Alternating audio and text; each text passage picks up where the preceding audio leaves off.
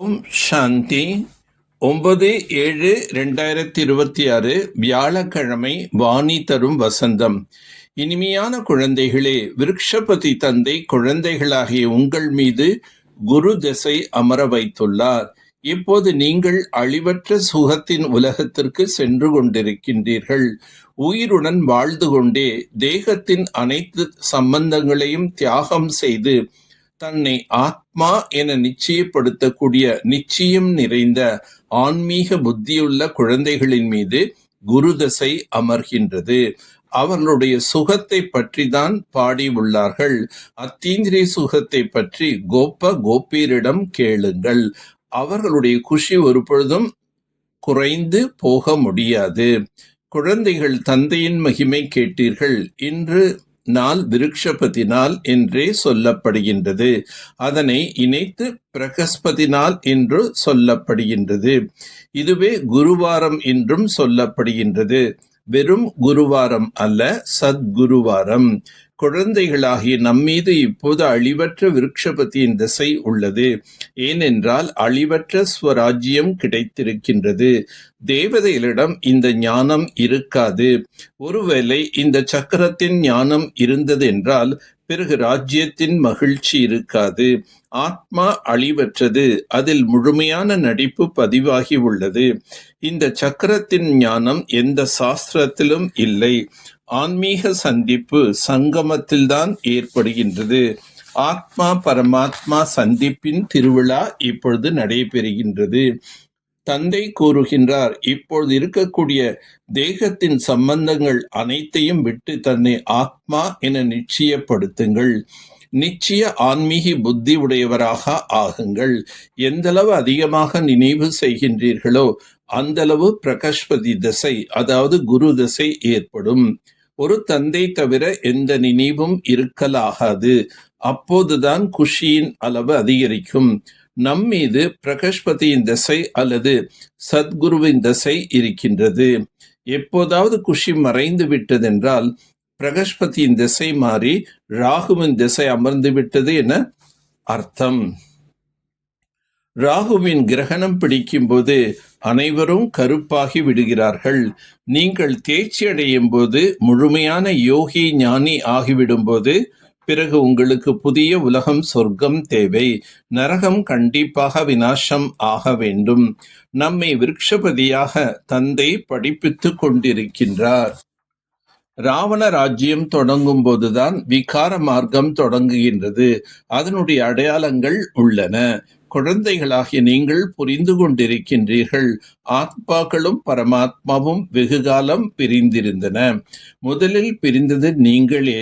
பிறகு நீங்கள்தான் முதலில் சந்திக்கின்றீர்கள். இந்த சமயம் கிருஷ்ணனின் ஆத்மா நல்ல விதமாக படிப்பை படித்தார் என இப்போது நீங்கள் அறிகிறீர்கள். அதன் காரணமாக கிருஷ்ணருடைய தாய் தந்தை விட உயர்ந்த பதவியை அடைகின்றார். நாம் இந்த சமயத்தில் சரீரத்தை விட்டோம் என்றால் எந்த நிலை அடைவோம் என்று ஒவ்வொருவரும் புரிந்து கொள்ள வேண்டும்.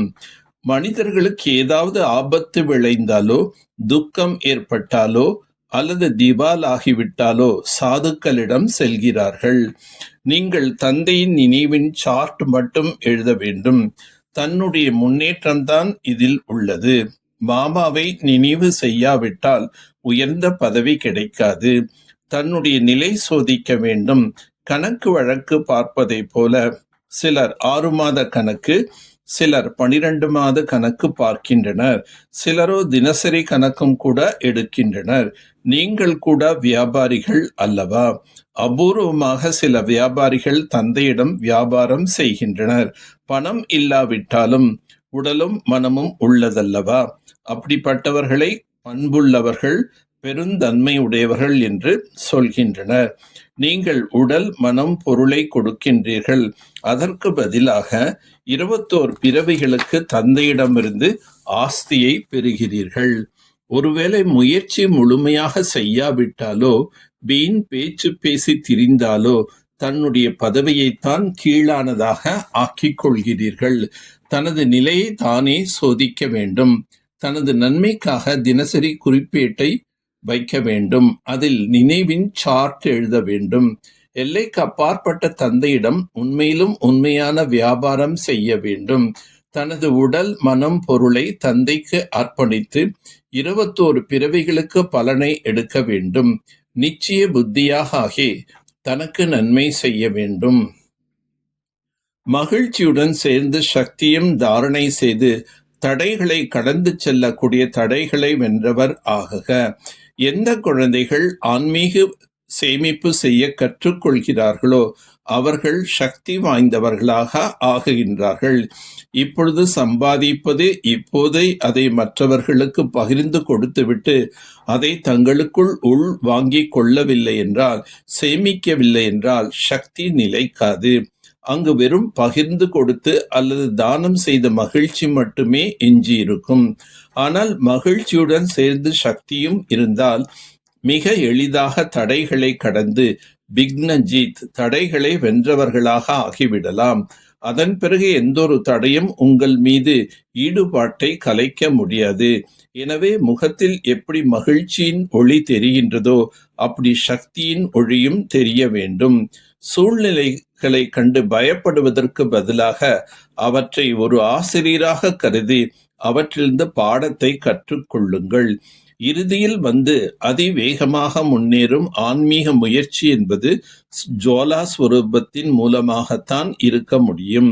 பாண்டவர்களின் காரணமாகவே யாதவர்கள் தடுத்து நிறுத்தப்பட்டுள்ளார்கள். பாண்டவர்கள் உயர்ந்த கண்ணியம் மற்றும் ஆன்மீக கண்ணிய நிலை யாதவர்கள் கவலை நிறைந்த நிலையை முடிவுக்கு கொண்டு வரும்.